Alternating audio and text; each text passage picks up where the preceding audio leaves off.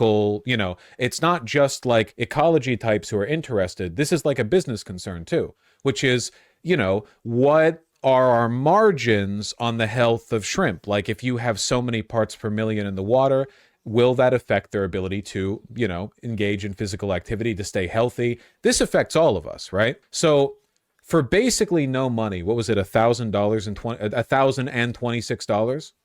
For basically no money. This is research that applies to a pretty wide range of practices and industries. I mean, this is useful stuff, but it's been mocked roundly.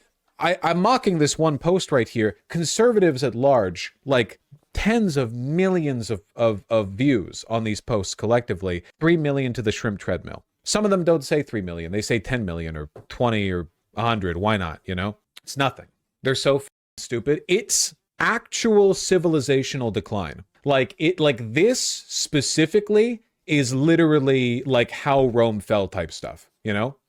I'm gonna be real with you. Society can survive a lot of reactionary stuff. Like the persecution of gay people does not collapse society necessarily. It's bad and it doesn't help anyone, but societies have persisted in spite of widespread homophobia, sexism, whatever the fuck else, right?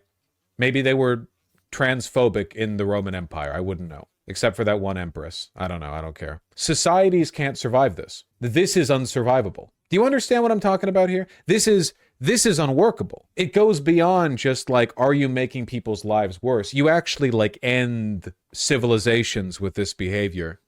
I'm referencing a tweet that I'm very fond of.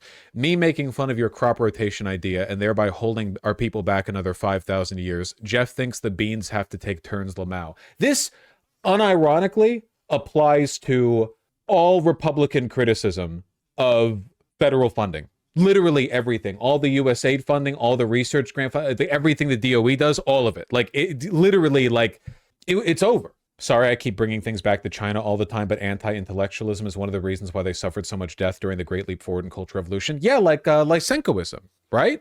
Like, one of the reasons China rebounded was after, you know, the worst period of the Great Leap Forward and Cultural Revolution, where, you know, you're having like rice farmers making pig iron in their backyard, killing sparrows, whatever else. You do have a bounce back. And the modern day Chinese Communist Party, while reactionary and in many senses fascistic, is still largely interested in the upkeep and operation of their country. Republicans are not interested in the upkeep of this country. I would say that if there's anything you can praise the Chinese Communist Party for, and please remember that even though I've been speaking of them more positively of late because I'm comparing them to the United States, I am not pro Chinese Communist Party. I still must say this though. One of their biggest accomplishments is the fact that despite being a capitalist and bourgeois-run nation, they have largely wrangled in capital to the national interest. Not perfectly, obviously, but they will execute wealthy people over there if they feel the need to. There have been instances where the government has gone, nope, sorry, rich people, you went too far with this one. We're bringing it back in, you know? That shit does not happen here. And as a consequence, with, you know, rationalism tossed to the wayside, we are facing like an unironic Jeff thinks the beans have to take turns Lamau situation. You understand what I'm going on about here? It's very scary stuff. The worst part about it though, and I've talked about this before, the only thing worse than being a half-wit is being a midwit, okay? The average American is a half-wit. Stupid, slovenly, fat, lazy, intellectually incurious, you know, a simple beast, like a pastoral animal, like a, you know, pig or a goat or something. Lovable, perhaps, but we know how Americans are. Now, these people, by and large, are stupid, but, you know, there's a kind of earnest simplicity in their nature. This is the behavior of a midwit. You know the phrase, a little knowledge is a dangerous thing? That's this guy. It's this rising class of conservative intelligentsia, J.D. Vance is a lot like this, who are in agreement with all of the stupidest 65 IQ racists in the country on basically every social issue, but they're embarrassed by the fact that they share a common political cause with all these halfwits. So instead, they try to hastily rationalize their stupid beliefs by constructing this apparatus of like fake intelligentsia. This was hillbilly elegy, by the way. J.D. Vance, despite being a stupid racist, was embarrassed by Midwestern, his Midwestern compatriots, his peers. His whole book was about how, like, I'm better than them, but like, like they're f***ed up. I'm better than them, but like I agree with them. Like J.D. Vance's politics overlap 99% with the stupidest man in West Virginia, but he doesn't like that fact because he has all his teeth in his head.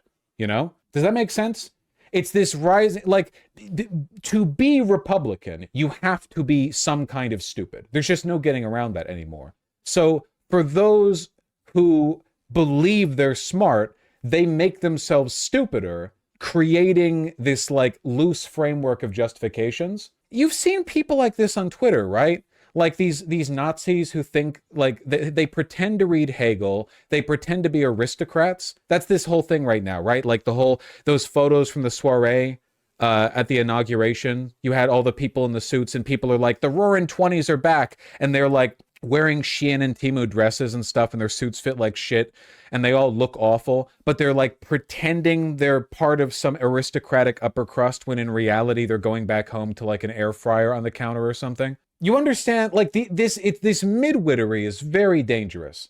I would rather try to explain shrimp treadmill to a half-wit than a midwit. Wouldn't you agree? Like, imagine right now for a moment, you're trying to explain shrimp treadmill, and you have two people you have to explain it to, and one of them is a random Republican in Idaho. Just a random one. Roll the dice.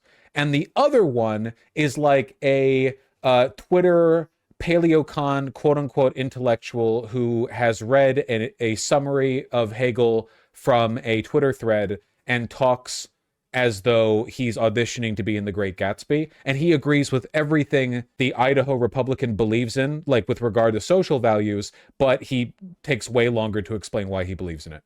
Which would you rather explain shrimp treadmill to? There's a correct answer. First one. And yeah, I mean, it was kind of rhetorical, but like it took a second. The GIF alone is worth $1,000. I agree. Yeah, I would rather have a conversation with somebody who says common sense as an explanation for why they believe what they believe than a person who makes, or attempts to make, I should say, a philosophical rationalization for why common sense is actually a good heuristic to defer to. I would rather somebody say, yeah, it's common sense, than for somebody to say, actually, common sense is a euphemism for the projected values of the intersubjective form, and for that reason, common sense is actually like the most important thing to defer to, because that person has intelligently constructed excuses for stupidity, rather than a person just being stupid. You get me. This is important. The Neil Dankovsky syndrome, actually true. Yes. It's sophistry, right? Yeah, but they don't know it, which is pretty embarrassing.